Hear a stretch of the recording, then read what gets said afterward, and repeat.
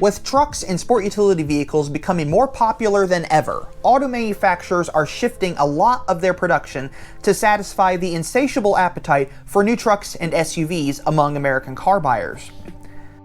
To that, Honda has had success with the small unibody Ridgeline pickup. This vehicle is based off the Honda Pilot, which itself is based off the very popular Honda Odyssey minivan. Following in the footsteps of Honda, Hyundai has come out with their own small unibody pickup, the Santa Cruz. The Santa Cruz is based off the new Hyundai Tucson. This follows a similar formula of the Ridgeline. It's small, it seats 5, and it uses a 4-cylinder naturally aspirated or 4-cylinder turbocharged motor, the latter of which makes some decent power at 281 horsepower and 311 foot-pounds of torque. Not to be outdone by Honda and Hyundai, Ford has also come out with its own small unibody pickup, the Maverick. It also follows the same recipe as Hyundai and Honda, but unlike Honda and Hyundai, which base their little pickups on pre-existing cars, even to the point of using similar, if not identical interiors and front sheet metal, the Ford Maverick appears to be a unique vehicle entirely on its own, despite the fact that it shares its platform with the loathsome Escape and the not quite as rugged as its big brother Ford Bronco, the Bronco Sport. So what am I getting at here? This is a mini channel. Why am I talking about these three vehicles? Well, if they can do it, why can't Mini? Now Mini has done this before. Way back in the day, the classic Mini had a little two-door stablemate called the Mini Pup.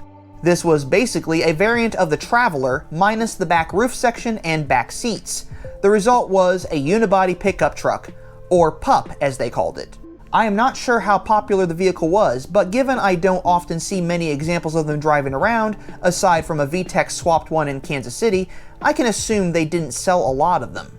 Fast forward to the 21st century and some companies wanted to use Minis for their fleet, particularly Red Bull. The problem was, the vehicle didn't quite work for what they needed. So with some clever engineering, they lopped off the rear roof section, removed the rear interior, added coolers, and voila, the Red Bull Mini. Amazingly, these little cars have a cult following in the Mini community, and retired examples are often converted into the ideal tailgating car or a fun alternative to the everyday hot hatch. Now I must mention that Red Bull has used Minis before. In fact, there were fleets of them in the UK utilizing the small classic Mini and doing something with the roof that reminds me more of the Dodge Dakota convertible than anything else. They were probably just as flimsy as well. But I digress.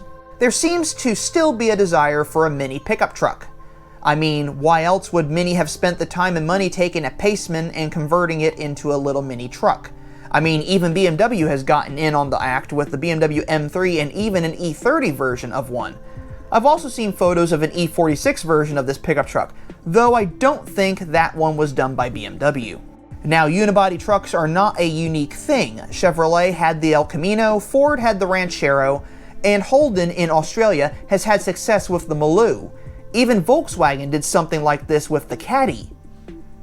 So why can't Mini? Which vehicle would be the ideal platform to stretch and convert into a small pickup, or ute, as the Australians would say? You would think the Countryman would be the logical choice, as it already sits higher and is more of a crossover utility vehicle. But I disagree. The Clubman already fits the bill for this type of vehicle.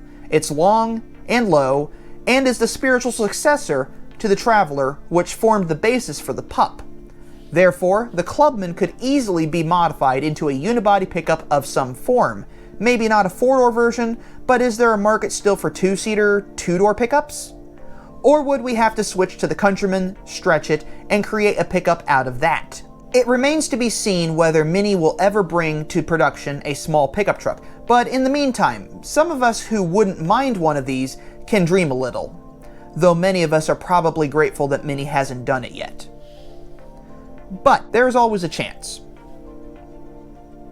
I hope you enjoyed this video. Check out my playlist on the Clubman and Countryman at the end of this video, and as always, I just want to remind you all that life is too short to drive a boring car, so drive a Mini.